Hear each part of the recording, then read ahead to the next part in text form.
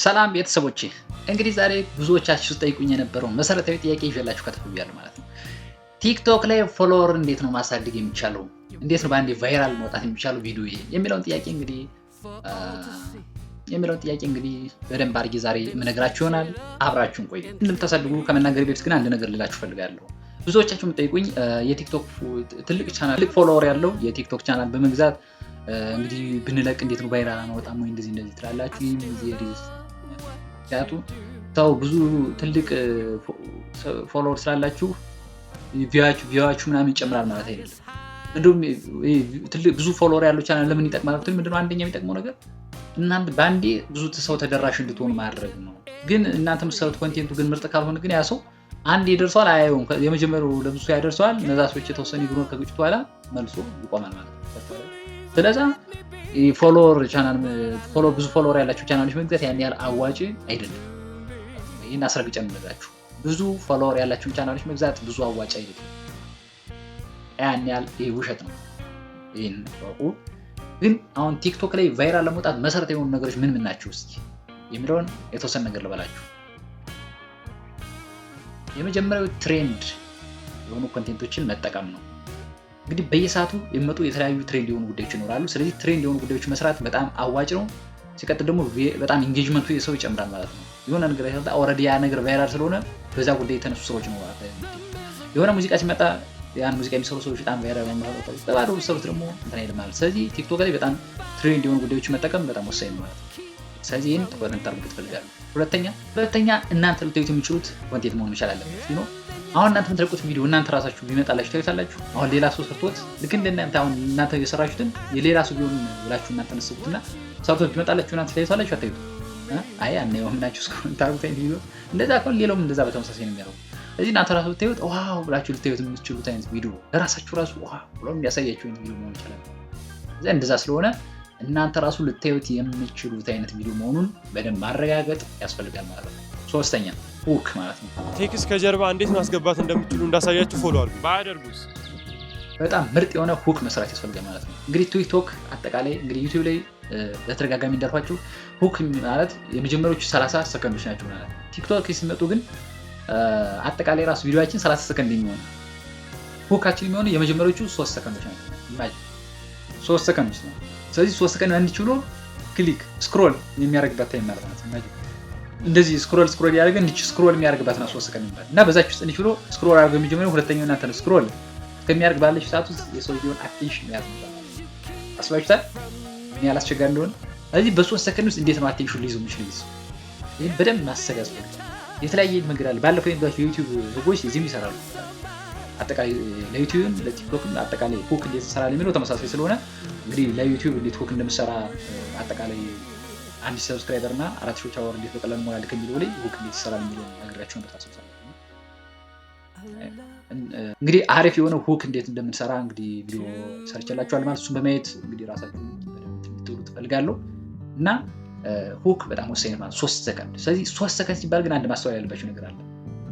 እንግዲህ ከ3 ሰከንድ ውስጥ 1 ሰከንድ አጣችሁ ማለት 3 ሰከንድ አጠቃላይ ከ100% ብንይዛት የሁኳ 3 ሰከንድ 35% እናንተ ኦዲየንሳችሁን ያጣችሁት ማለት ነው። በአንድ ሰከንድ ውስጥ 35% ኦዲየንስ ማጣት ምን ያልገባል። 2 ሰከንድ አጣችሁ ማለት 70% የሚሆነውን የእናንተን ኦዲየንስ ያጣችሁት ማለት ነው። ስለዚህ ሁክ ላይ በጣም ጥንቃቄ ማድረግ ያስፈልጋል። በ3 ሰከንድ ውስጥ በደንብ ከቺንግ የሆነ ሁክ መስራት አለብን። አራተኛ ከኦዲየንስ ጋር ኢንጌጅ አድርጉ ነው። በደንብ እንግዲህ ኦዲየንስ የተለያየ ጥያቄ ይጠይቃል። ለሚጠይቀው ጥያቄ በደንብ ለሚጠይቁት ጥያቄ መልስ እዛው ዩቲዩብ ላይ ማለት ቲክቶክ እንግዲህ የተለያዩ ኮሜንት ላይ ጥያቄዎች ይጠይቃሉ። ለሚጠይቁት ጥያቄ በደንብ መልስ መስጠት። ሲቀጥል ደግሞ አንዳንድ ቀልድ ያዘሉ ምናምን ኮሜንቶች ይጽፋሉ። ለነሱ ደግሞ ሪፕላይ አድርጎ ተልትሎ መልስ መስጠት ምናምን ከኦዲየንስ ጋር ኢንጌጅ ማድረግ በደንብ ቫይራል እንዲሆን ቪዲዮ በጣም ያግዛል ማለት ነው። ምክንያቱም እንግዲህ አጠቃላይ ዩቲዩብ በለው ቲክቶክ ኦር የትኛውም አይነት ሶሻል ሚዲያ እንግዲህ አልጎሪዝሙ ሰር ይሆኑም ብለ ከኦዲየንስ ጋር ባላችሁ ኢንጌጅመንት ነው። ኦዲየንስ ከእናንተ ጋር ምን ያህል ይቆያል፣ ምን ያህል ሪቴንሽን ታይም አለው ቲክቶክ ስፔሻሊ ይመስላል። ስለዚህ አሁን ኮሜንት ጽፍ አንድ ሰው ምን ያህል ኮሜንት ቪዲዮ እየታየ ነው ኮሜንት። ስለዚህ ኮሜንት ሲጽፍ እንዴት ነው እናንተ እንዲህ ያርጋችሁ እንዲህ ያርጋችኋል ብሎ ለምጻፍ ሲል ቢያንስ 3-4 አንዱ ቪዲዮ የ30 ሰከንድ ቪዲዮ እንግዲህ ቲክቶክ ላይ ያለ ወይ 30 ሰከንድ ከቢላ 1 ደቂቃ 2 ደቂቃ ነው። እዚህ በዛ ውስጥ የሆነ ረዘም ያለ ኮሜንት ከጻፈ ያን ኮሜንት እስከሚጽፍ እናንተ 3-4 ቪዲዮአችሁ ነው። ስለዚህ ሪዎች ያደርጉት። ስለዚህ በደንብ ቫይራል እንዲሆን በጣም ያግዛችኋል። እና እንደዚህ አይነት ሲኖር እናንተ ሪፕሌስ ታደርጉ ለሪፕላችሁ ደግሞ ያመር ሰው ሪፕሌስ ያደርግ እንዲህ የሆነ ነው የሚያደርገው ማለት። ስለዚህ ቲክቶክ ላይ በደንብ ኢንጌጅ ማድረግ ከኦዲየንስ ጋር በጣም ወሳኝ ነው። ይሄን እንድታስቡበት። 5ኛ ላይ ኤዲቲንግ ነው። ኤዲቲንግ በጣም ወሳኝ ነው። እንግዲህ አንድ ደቂቃ ቪዲዮ 30 ሰከንድ ሲባል በጣም ወሳኝ ነው ማለት ነው። ስለዚህ ኤዲቲንጋችሁ በደንብ ማስተካከል ያስፈልጋል። ይሄ ትራንዚሽን በደንብ ማስገባት ያስፈልጋል። አንዳንድ እነዚህ የተለያዩ አይነት እንትኖች ማስገባት ምናምን በደንብ ኤዲቲንግ ላይ በደንብ አፕዴቲንግ ማድረግ ያስፈልጋል ማለት ነው። ጀማሪ ስንሆን እንግዲህ ሁላችንም ኤዲቲንግ ችሎታ ያን ያህል አይኖረንም፣ የሚታወቅ ነው። ሰው አይኖረንም። ስለዚህ የቆየነው ራሳችን ኤክስፔሪየንስ ያደረግነው ነው። ታያችሁ። ስለዚህ እንደዛ ነው እና ጀማሪ ኤዲቲንግ ብዙ መጨነቅ አያስፈልግም። ዛሬ ከሰራው ነገ ቪዲዮ የተሻለ ስለሚሆን በቃ መጀመርና ተከትሎ መልቀቁ ያ አሁን አማራጭ የሌለው ትክክለኛ መንገድ ነው። ሌላው እንግዲህ 6ኛው ምንድነው? ኮላቦሬት ማድረግ ማለት ነው። እንግዲህ ኮላብ አድርጎ መስራት ማለት ነው። ስለዚህ የሆነ ቻናል ካለ ከዛ ቻናል ጋር እናንተ ኮላብ አድርጋችሁ ቪዲዮአችሁ መስራት ማለት ነው። ስለዚህ በጣም ይሄ አዋጭ ነው ማለት ነው። ስፔሻሊ ፎሎወራችሁ ትንንሽ ሊሆን ይችላል ወይ ትልልቅ ሊሆን ይችላል። ትልልቅ ሆኖ ኦልሬዲ ቫይራል ስለወጣ ራሳችሁ ብቻ ራሱ በደንብ ማሳደግ ትችላላችሁ። ግን ትንሽ ፎሎወር እንኳን አንድ ሰው ቢኖረው ኢቭን አሁን 300 ፎሎወር ያላችሁ 2 ሰዎች ኮላብ ቢያደርጉ ቪዲዮ ሲሰሩ አንደኛው ሪፖስት ያደርግ ያኛው ሪፖስት ያደርጉ ኮላብ አድርገው ሲሰሩ 300ዎቹ የዛ ወደዛኛው ይሄዳሉ። 600 የዛኛው ደግሞ 300 ወደዛ ከዛ ለጋራ 6 ሁለቶችም በተያይዘው ከፋሉ።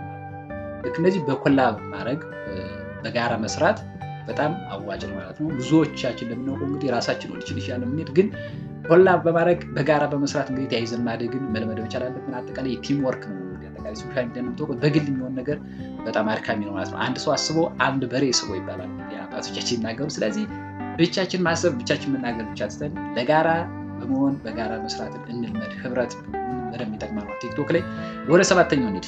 7ኛው እንግዲህ ኮንስታንትሊ ፖስት ማድረግ ነው። እንግዲህ ቲክቶክ በጣም አጠቃላይ ሶሻል ሚዲያ ኮንሲስተንሲ ነው የሚጠይቁት ማለት ነው። ከቪዲዮ ጥራት በላይ ከኤዲቲንጉ በላይ ከሁሉ ነገር በላይ ኮንሲስተንሲ በላይ ይፈልጋል። ስፔሻሊ መጀመሪያ ቪዲዮዎች አሁን የጀመረን ሰው ሁሉም ሰው ዩቲዩብ ላይ ጀምሮ 2-3 ቪዲዮ ምናምን በቃ በጣም መከራ ነው ምናምን እንደዚህ። ከዛ ግን እየቆየ ነው እያደገ ይመጣ ማለት ኮንሲስተንሲውን ያዩና ይህ ሰው መጀመሪያ አልጎሪዝም እኮ የሚጠይቀው ጥያቄ አለ። ይህ ሰው በትክክል ዘላለማት የከፈተው በትክክል ግን ዓላማ ኑሮት ነው የከፈተው የሚለውን የሚጠይቀው ምንድን ነው? እናንተ ኮንሲስተንሲ በመሄድ ነው። ስለዚህ በደንብ ኮንሲስተንሲ በደንብ ቪዲዮ መልቀቅ ያስፈልጋል። አሁን ቲክቶክ ለምሳሌ በቀን አንድ ቪዲዮ ተልቆ በተመሳሳይ ሰዓት በተመሳሳይ ሰኞ 1 ሰዓት ማክሰኞ 1 ሰዓት ያለ በተመሳሳይ መልቀቅ ቁጥር አልጎሪዝሙ እኛ በደንብ ኮሚትመንታችን በደንብ ሃይ እንደሆነ እና በደንብ እኛን ከፍ ፑሽ ያደርገዋል ማለት ነው። በዛ አንጻር ማየት ያስፈልጋል። 8ኛው ብዙዎቻችን የማናደርገው ነገር ማለት ነው ሌሎች ሶሻል ሚዲያ ላይ ፖስት ማድረግ ማስተዋወቅ ማለት ነው። በጣም ይሄ አድቨርታይዝመንት በጣም ወሳኝ ነው። ስፔሻሊ አሁን አንተ ቲክቶክ ከፍታል ምናምን ፌስቡክ ላይ ኦልሞስት 1 ሚሊዮን ሰብስክራይበር ፎሎ ይኖራል። ቴሌግራም ላይ ይኖራል። ዋትስአፕ፣ ኢሞ፣ ኢንስታግራም ምናምን እንደዚህ የተለያዩ ቦታዎች ላይ ብዙ ፎሎወር አለ። ቲክቶክ ላይ ግን ሲጀምር የመጀመሪያ ነው። ስለዚህ የቲክቶክን ከኢንስታግራም ላይ ማስተዋወቅ፣ ቴሌግራም ላይ ማስተዋወቅ፣ እንደዚህ የተለያዩ ቦታዎች ላይ በማስተዋወቅ የቲክቶኩ እንዲያድግ ማድረግ አለብን ማለት ነው። ስለዚህ በዚህ አንጻር እየሆነ ማለት ያለው 9ኛው እንግዲህ ራሳችሁን ሁኑ ነው የሚል።